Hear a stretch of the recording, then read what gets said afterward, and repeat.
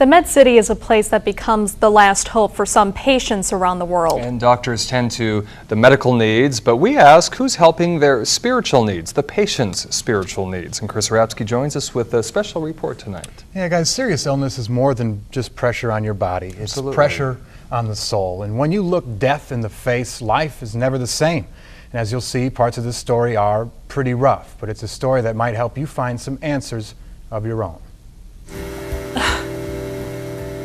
I don't think I can do any more of anything.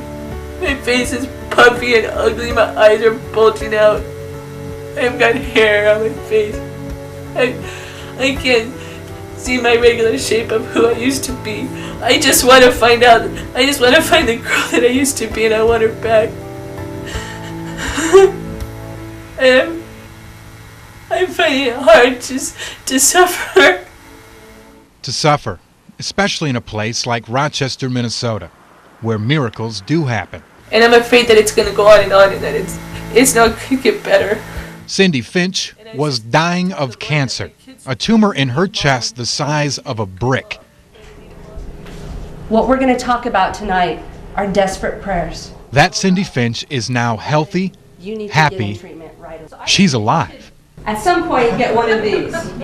Today, Cindy travels around the country, sharing her story of survival to other cancer patients, helping them confront the questions about death and grief, because she is an expert on both. I had a kindergartner, a 4-year-old, and a newborn, and I had 4 weeks to live. I feel like if this would qualify as being sick enough to die, feeling sick enough to die today. And in 4 weeks, through what seemed to be certain death, Cindy was forced to escape the now and accept the future, asking every day what comes next.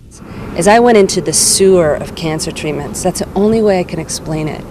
And here's the amazing thing, the thing that's remarkable and outstanding to me, is that God got in the sewer with me, and He walked me all the way through. Through cancer treatment so potent that it burned her organs, causing her lungs to collapse, pushing her heart to failure. It's like the curtains pulled back and you get to glimpse through this door into eternity, and you say, is this what's going to be true of me? She says she felt the hands of God in the surgeons like a conductor to a symphony, removing the tumor, giving her back life. Some of you need to do this with God. Tonight, this is your symbol.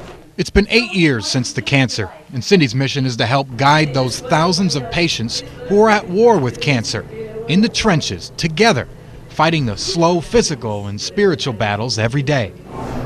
She speaks to people like Linda, who still wipe down the counters of the Rochester Hope Lodge despite a serious brain tumor. I know 2 things in life for sure. 1, there is a God, and 2, I'm not Him. So, it'll be okay. Means laying down your dreams and trusting in me. Would you do this for me? Would you do this for me? Even after her experience, Cindy still has spiritual questions today. For answers, she turns to Teresa Carlson, whose own son complained of a sore leg one day in the 3rd grade. Turned out to be a life-threatening bone cancer. Is God going to take my son? If He's going to heal my son, what form of healing is it going to be? That was the biggest difficulty I had in the first few months of the experience. After 22 hospital visits and 17 blood transfusions, Teresa's son has now grown into a healthy young man. Teresa, a licensed minister, conducts support groups now for families of kids with cancer. She's seen the power and the destruction of the Spirit.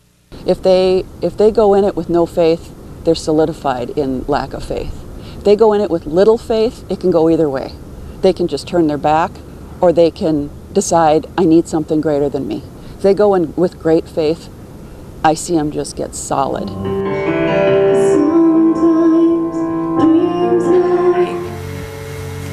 I don't even know why I am doing this videotape when I feel so awful, except that I think I need to capture it so that when I do feel like my normal self, that I can look back and that I could appreciate where God's brought us to. And say, you got this, God, and whatever is going to become of me, It's because you do it.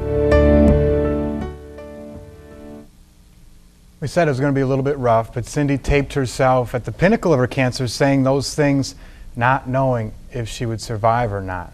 Now she shows that to people during her speeches, and it gives them perspective, but moreover, hope. And Cindy's story helps comfort those facing death, but I think it shows people how to live. Absolutely. And when we go through challenges, you know, we have that choice to grow, and clearly her story is that situation. You got it. And tomorrow we're going to talk